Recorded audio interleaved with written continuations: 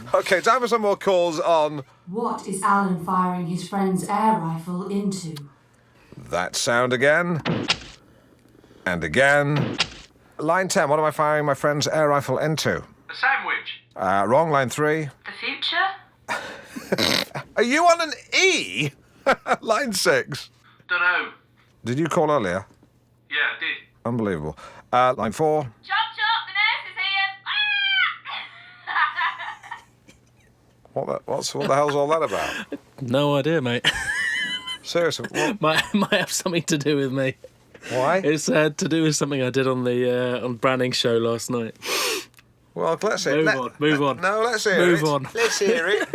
Seriously. No, it wouldn't work now. No, you can't deprive the listeners of mid-morning matters. On this occasion, I think I should. Seriously, let's hear what you did. Really? Yes. Yeah. Yeah. Go on, Okay. Steve. Well, so Carl Branning was under the weather, and he had some night nurse and some day nurse, and so the big joke was, which one should he take, because it's the night time, but he still didn't want to go to sleep. And then the callers started. It's like the later night, the callers are a bit more sort of zany, so they start calling in and with the other suggestions for nurses and people. And anyway, the point was, someone called in about a mental nurse, and then I basically was then a mental nurse for the next hour, just doing a stupid character about this nurse who kind of scuttles around the wards and is like putting milk into the drips and things, and she's just like toppling people out of beds, and I don't really.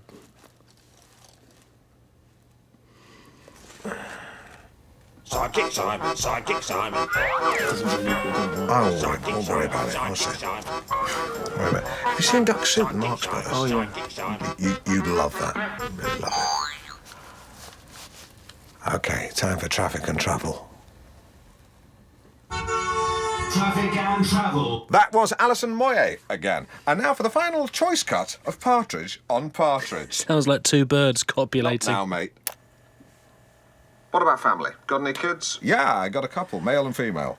Names? Denise, she's the female, and Fernando, he's the other one. Love them? Just a bit. Do they listen to the show? Yes, they do. It's not what they told me. You don't know What them, would be you know your them, ideal evening? I'll tell you what it wouldn't be, is having a pint of bitter with a traitor. Come on, Alan, give me a break. Who said I was talking about you? World doesn't revolve around you. No, I'm not saying that. You're not the moon. I thought you said you weren't bothered. What about your favourite TV show? Deal or no deal, I'm not bothered. And why is that? Edmonds. You can do what you like for all I care. It's a free country, unless they change the law. What about a favourite war? The 100 Years. I'll tell you something else. Any reason? Pioneering use of cannons. You can make love to the guy for all I care. Bum time with Branning. That's been legal since '67. What's your greatest You strength? give a break to a lab assistant from secondary modern. Your biggest weakness? Repays you by taking 30 pieces of Branning silver. He's not paying me, Alan. It's a metaphor. What makes you laugh? To recap, key strength, courage, weakness, too kind, funny, YouTube, sneezing panda, enjoyed chat. I enjoyed chatting to you too. Thanks, Alan. And tell Chagwin I'll pay for the dry cleaning, but he should count himself That's something lucky with else. it. And the answer to what is Alan firing his friend's air rifle into is a beef tomato. And here is Mick Hucknall. So rare birds' eggs are being scrambled for Russian oligarchs, and Bill Oddie goes apeshit. He shows up at Claridge's wearing his Twitcher's jerkin, and the pockets are full of every conceivable explosive. I got the picture. He walks in to the buffet area, the breakfast buffet. People turn round. They say, "Isn't that the man from Springwatch?" Someone else says, "Wasn't he once one of the goodies?" "Yeah, not anymore. Now he's a baddie." Seconds later, carnage. Oddie is like a bearded Catherine wheel scything through the crowd. Ironically, the oligarchs wearing the leather jackets are protected from the worst of the blast, but an innocent couple from the northeast on a city break are vaporised. Sorry, are you asking me a specific question? Yes.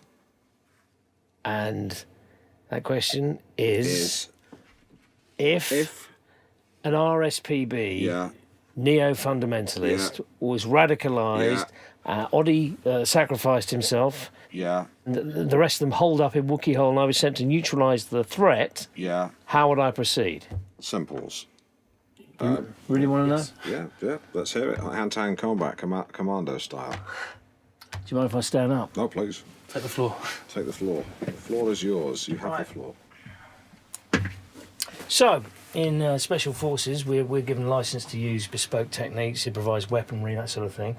My favourite for hand-to-hand combat is this brass knuckle, which I've adapted. I've stuck a protruding blade on one side, very sharp.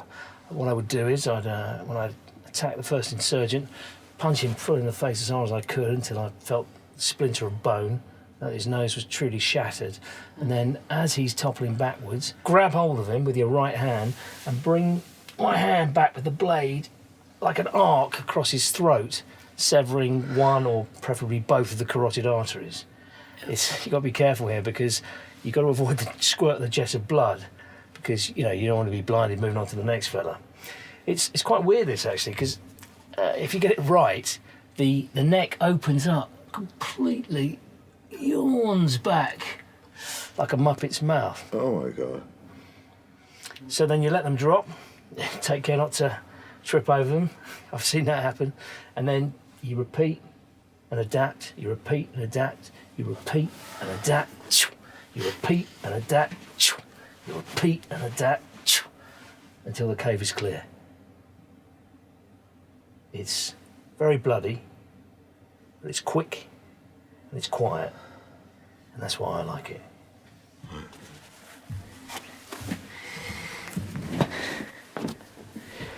Any questions?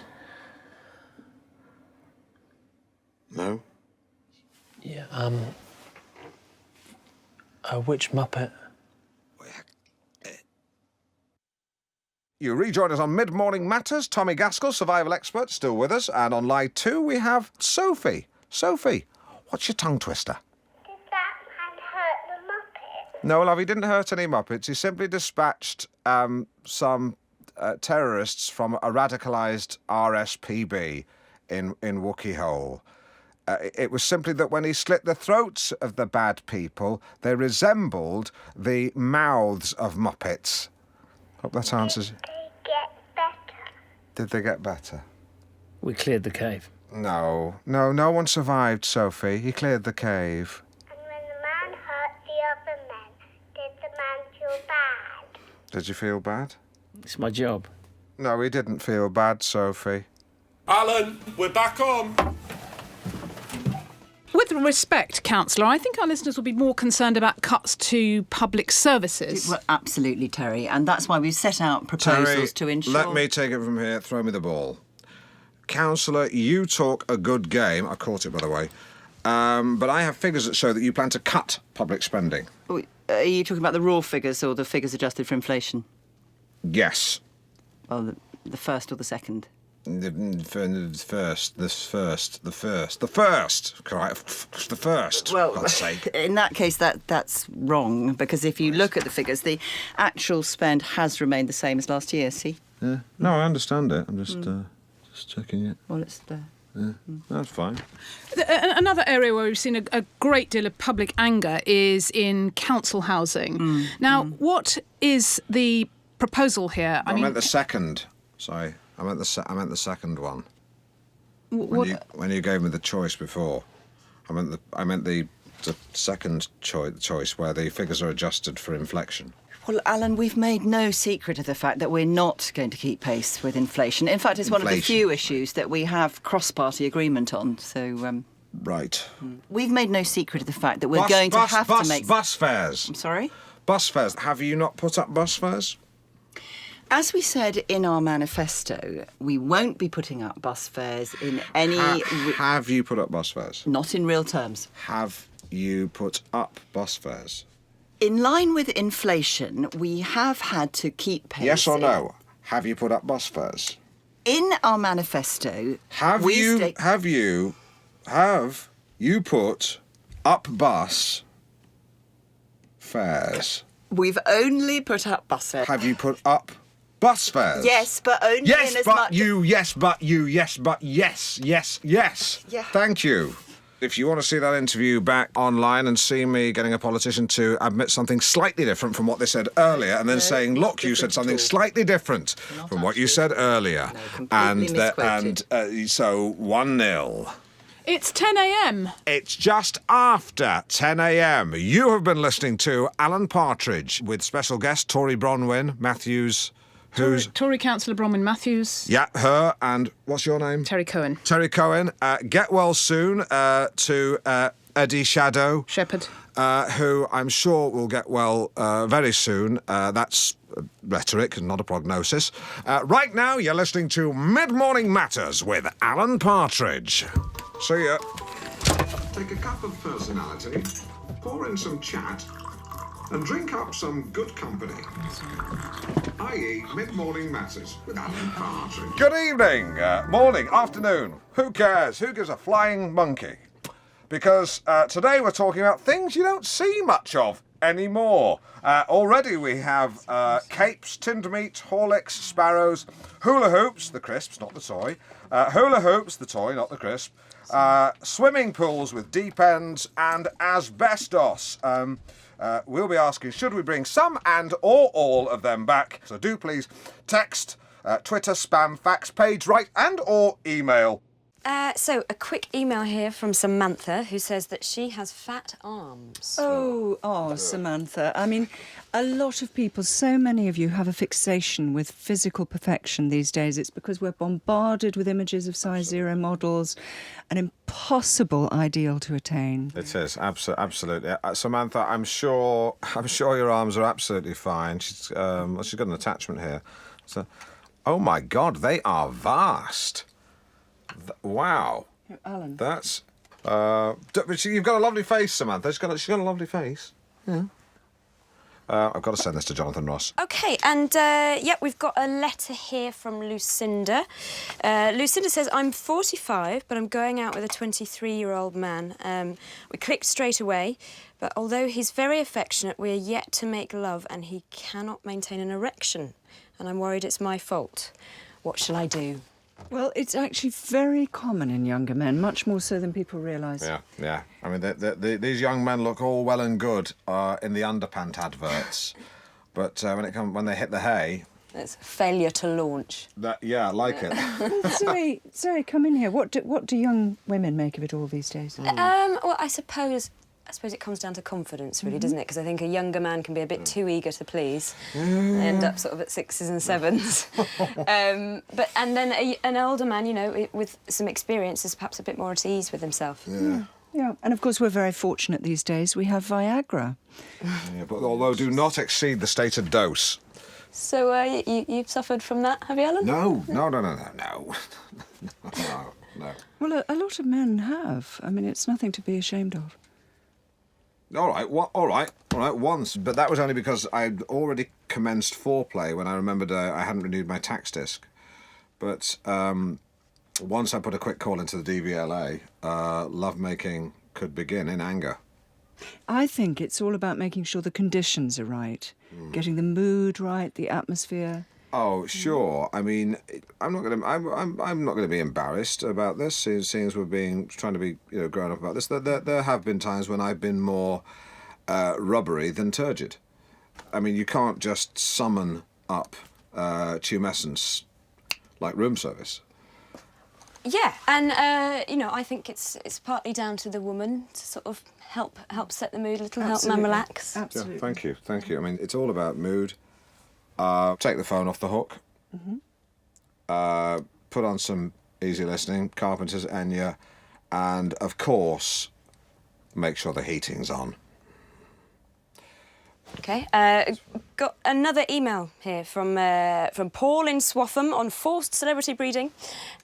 This one is Kylie Minogue and David Dickinson to make an Oompa Loompa. Absolutely. Minogue provides the size, Dickinson provides the requisite skin tone and expression. Let's have some Alison Moyet. A baby leopard seal there called Silas. And Silas is one of the stars of Ice Pups, a new documentary following a pack of leopard seals over one Antarctic winter. Hydrogeleptonics, to use the Latin term. Yeah, I'm doing a little bit of reading, so... Someone's very keen. Yeah, well, I am keen. I'm keen to give of my best. Here to tell us more about these mustachioed mammals is the show's creator, Alice Clunt. Welcome. Oh, it's Alice Fluck. Right, I see what I've done. So, Alice, this isn't your first time getting close to the animal kingdom, is it? Once upon a time, you were shortlisted in the Shell Wildlife Photographer of the Year competition. Many moons ago, yes. The oil company, Shell. They used to sponsor it, yes. Well, do you know what? Good for them. I mean, you know, they get a lot of stick, don't they, for the Exxon Valdez oil spill. But then they sponsor a prize for animal photos, and you think, maybe it's time to take a fresh look at Shell. But tell us about ice pups, because leopard seal pups really are the most incredible animals, aren't they? They really are, Jenny. I mean, what you see in the pups and hopefully in the film is their spirit and their personality. Because don't forget, these guys are living in the most inhospitable place in the whole world. You know, they are tough. You do not want to mess with a leopard seal. Well over a ton, teeth like giant daggers, top speed of 20 knots. A German U-boat commander would kill for velocity like that. Awesome. Well, what you see in the film, they do have this wonderfully playful side as well. And how? They toss penguins around like a rag doll and batter them against the sea till they're dead. Just wait for it, for fun. Brutal. Well, they're mischievous, certainly, and that comes from just being so intelligent. Well, the Allies trained them to deliver mines strapped to their backs to scuttle enemy craft in harbour. Boom, successful. We don't really touch on that on this film. This film is more about them in infancy and adolescence, and hopefully it's one the whole family can enjoy. Wrong tone. Wow, they're plucky little so-and-sos, though, aren't they? They have to be. You know, they're only weaned for a month, and then it's up to them to fend for themselves. Oh, breaks your heart, doesn't it? When you're around them such a long time, it is hard not to get attached. Oh, I think I'm a bit in love. Bless them. They're the most adorable little creatures. They seem to have such personality. You almost want to give them a name. Well, this one's called Silas. Yeah, but I know. I mean, a better one, though, like Richard. Oh, I don't know whether to eat him up or wear him. Do you know what I mean, though? I suppose Eskimos do both. Well, you find leopard seals in the Antarctic. Falklanders, then. Now, Alice, the film ends with the sound of a seal cry, and it's quite a sound, isn't it? Actually, let's hear it.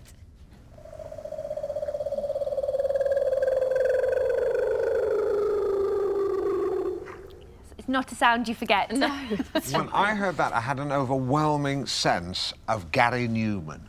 And you know the other musician I was thinking of? Don't know why. Seal. I do know why.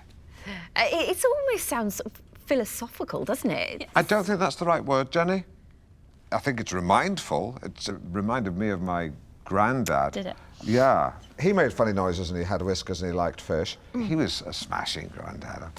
One of my earliest memories, actually, is him taking me to the fun fair, and me asking for a candy floss, and then eventually he gave in and got me one, and took me home, said goodbye, but left his hat. And when I ran to the bus stop, he wasn't there. And I saw he was walking up the hill. That's when I realised he'd spent his bus fare on my candy floss. Grandad Graham.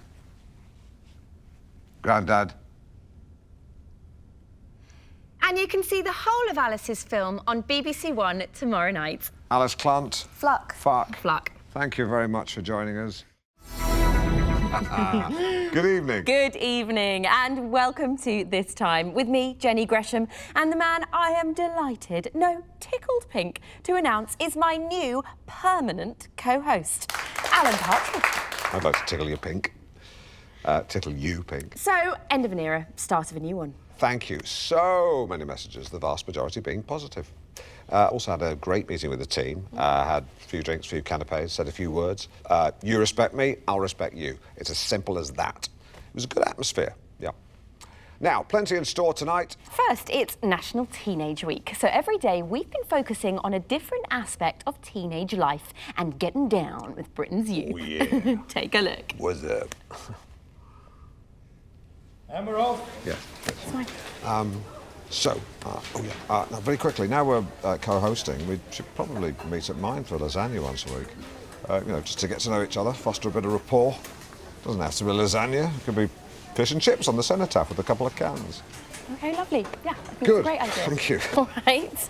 No, it's good. And you're right about the chemistry. It's all about the chemistry. Great. I feel like the audience can just smell insincerity. Absolutely. It's like an animal instinct. It is an animal instinct. Have you ever seen Noel Edmonds talk to contestants? They won't let cats in the studio because they start to hiss. Yeah. Well, look, I think it would be fun because it will give us a chance to air any concerns, any quibbles, and it'll be great. This is Dale. Oh, hi, Dale. I'm Jenny. Nice to meet you. What do you mean, quibbles? What do you mean? I'll tell you later. You can't do that. Tell me now. You can't do that. Tell me. All right, fine. It's your diction. Thank you. Welcome back. Tomorrow, our focus is on teenage angst and the troubling issue of self-harm. Well, that's a tough issue, actually. The closest I've ever come to self-harm, I guess, would be I used to pluck nasal hairs when I was angry with myself after a show had gone badly. Sometimes poke my skin with one. I think that would make a good sword for an ant. But today, we look at youth unemployment, a trend that has caused particular decay among Scottish inner cities. And yet I know, anecdotally, from friends with large gardens, that Scottish people can make great workers. It's a shame. We're joined on the sofa by Dale Daniels, himself long-term unemployed, who now campaigns to improve prospects for Scottish youth. Dale, thanks for joining us. Welcome. Aye. Now, you're furious, aren't you? Even for a Scot. Well, so should everyone be, huh? And they've Absolutely. A so-called developed nation, you know, letting kids rot away in these estates, huh? When I Indeed. grew up... I thought you were... Please. When I grew up, there was industry, there was factories, and shipbuilding in the Clyde, you know, work if you wanted it. That's not there anymore, huh? And Absolutely. What? Sorry. So what happens? You know, I mean, kids fall into a cycle of crime and we lay the blame at them. But we did that, huh? You don't agree? No, I do. So how do we get out of this vicious cycle? Is it education, training? Aye, but it's bigger than that, eh? Eh. It's, you know, it's about seeing the world from their point of view, huh? No. You know, we closed down Sure Start and football pitches and youth centres and you wonder why the kids get into bother, huh? Yeah. I mean, I don't know if you have any kids, huh? Huh? Yeah. Huh. Well, I've got a 13-year-old, yeah, and that's why I'm saying to the government, all you're doing is building problems for the future, huh? It's amazing, because weirdly, what you're saying actually makes sense. Eh? Aye. Aye. Good. Good. Jenny. Well, thank you so much, Dale Daniels. Finding the time to stay in shape isn't easy. I donned my sweatbands and leotard to find out how one street in Walsall are getting in shape. But first, how many of you out there are 100 years old? More than you might think. National statistics say there are 14,000 centenarians in the UK. And that's enough to fill the Birmingham Arena. Wow. Yeah, although presumably they need a lot more toilets. The latest addition to that exclusive 100 club received her telegram from the Queen this very morning. And as her granddaughter writes, she's a big fan of this show. Aw, here's what she wrote. 20 seconds. Where's my fucking water? I made it very clear I need a glass of water after exercise, or else white saliva forms at the corners of my mouth. Whose is this? That's mine now. Careful, it's fizzy. What? And I'm delighted to say Rose Haig joins us on the line now. Rose, are you there, my love? Well, of course I'm here. Where else would I be? Rose, many congratulations. Excuse me. Congratulations. Hello?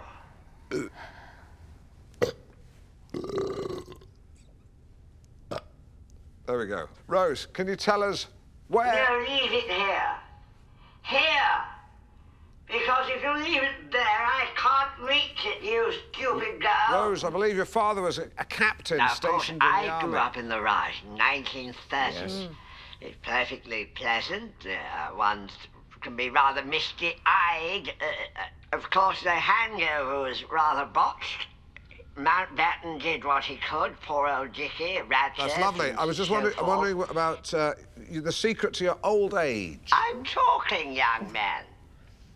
You Sorry. normally interrupt people when they're speaking. I've been called a young man for quite some time. Stop mumbling. Why are you staring at me? What's your name? Alan Partridge. Your point being, we had a houseboy. Not a friend, you understand, an Right. employee. Okay. He used to run errands, and we called him Brownie. Right. Not the sharpest of fellows, but curiously, he was not an Indian.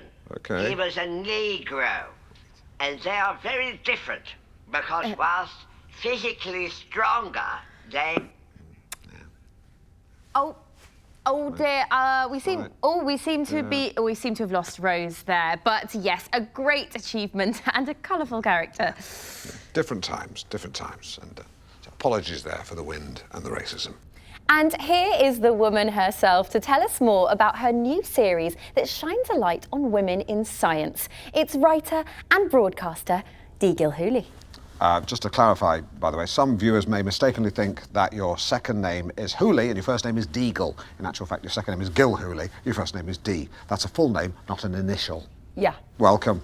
Wicked to be here. Cool. So you're perhaps best known as one of the regulars on Radio 4's Woman's Hour. Which, by the way, guys, well worth a listen. Oh, I wouldn't have had you down as a fan, Alan. Well, it's a curious story. I was actually stuck in traffic and Classic FM were playing music from an advert which I dislike. So I found myself listening to Woman's Hour and I thought, this is actually good. Tell your friends. I did. I told 10 men and they will tell 10 men and they will tell 10 men to tell 10 men to tell 10 men. It sounds like the kind of song you'd sing on a coach trip, but it's actually true. Now, your radio series focuses on trailblazers and groundbreakers in the field of science. Bang on, yeah. It's a chance for some brilliant, lesser-known women to have their stories told, you know what I mean? So, with all due respect to your Ada Lovelaces or Rosalind Franklins, we're going to be looking at women under the bonnet, as it were, the fuel in the turbocharger. Because there's some fascinating women here. We're talking Vera Rubin, Nettie Stevens, Cecilia Payne. I mean, brilliant women. Oh, kick-ass women. Yeah, Cecilia Payne's actually is an amazing story. A British astronomer, got her doctorate at 25, boom. And she wrote a paper on the composition of the stars, but was persuaded not to publish it by her colleague Henry Norris Russell. Years later, her findings were published and credited to, you've guessed it, Henry Norris Russell? Bingo. You still with us, Alan? Yeah. See, I'm sorry to... Actually, it makes me physically sick to say this, but I was miles away. Which shows this is a real problem within men, isn't it? What I will say, the purposes of clarification, is you don't put fuel in a turbocharger. It's a small turbine housed within the exhaust that utilises excess gases, loops them back round, increases power output. So small capacity engine, big hike in power, very efficient. That was told to me by an engineer in oily overalls called Karen. Woman.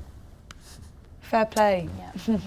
Well, because women in jobs like that have to put up with their fair share of jeering, you know, even now in 2018, and they just have to accept it. If I can just speak as a male, I'm sorry, I have sinned. I've stood on the pavement with other men and slow hand clapped as I watched a woman try to parallel park. And that's wrong. And I think if I saw the same thing happen today, I would just, you know, shout out instructions. Or just leave her alone. Yeah, I'd shout out instructions or just leave her alone. I'd ask her which she prefers. Or just leave her alone. Or just leave her alone. Yeah. These issues need to be aired by women. We're still seeing powerful men harassing women when all they want to do is do their jobs and be left alone. Amen. Hey, women. I mean, I feel you. I feel you. I don't mean I feel you. I wouldn't do that unless I was your doctor or your boyfriend. But I totally identify with what you're saying. Well, I think the Me Too's a woman thing, Yeah, really, exactly. isn't it? I mean, I'm not sure it's that helpful for a man to presume to know what that's like, to be honest, but anyway. Of course it is. Yes. You know, if men actually listened to what women were saying on harassment, then they'd shut up and listen, but they don't. You know, so we're still seeing the same things time... I've been sexually harassed. I'm sorry, I wasn't aware. It's not quite the same thing that women have been through, but it is a bit. Hilary Couchman, Dr. Hilary Couchman. How long have humans been swearing? Well, curse words or vulgarities go back really as far as language itself. But when it comes to written English, we find profanities cropping up from the 13th century. So, something like this. Should I wear gloves to handle The this? protocol is that the curator handles the material. Oh, OK, right. I'm pretty sure I've seen Dr. David Starkey handling stuff like this on TV. And I've even seen them let Tony Robinson have a fiddle. The protocol is the curator handles the material. You said that. Do they ever let you guys go to an area just to relax? Because they should do. Maybe that should be part of the protocol. Swearing, swear words. One of the more prominent words is the word f***, but too is also common across the Germanic and Scandinavian languages. We also find uses of piss, Well, shit, beep it out. What areas would these profanities emanate from? I'm thinking Manchester, Liverpool. no, from across the whole country. Okay. Now, what we have here are parish records from Drayton in Shropshire, When would that be? 1295. That's what these trousers cost. So, what these documents show is how the earliest instances of swear words were typically found in the names of places or people. So, surnames often describe what someone was or did. Right. Here we have a listing for Henry F***a-beggar. Goodness me. Now, back then, the word f*** didn't have its current meaning. Okay. It actually referred to hitting or striking. Right, good. Well, hence the phrase, let's hire some Albanians to f*** him up. So there are terms that have fallen out of use. So here in 1740, we have the term Rantalian, which means musical one whose word. scrotum is so relaxed as to be longer than his penis. One wonders whether that's due to a truncated member or distended testes. Well, I guess it's just chicken and egg. We also find some fairly vulgar slang words for penis, such as beard splitter and arse opener, whilst fellatio was known as bagpiping.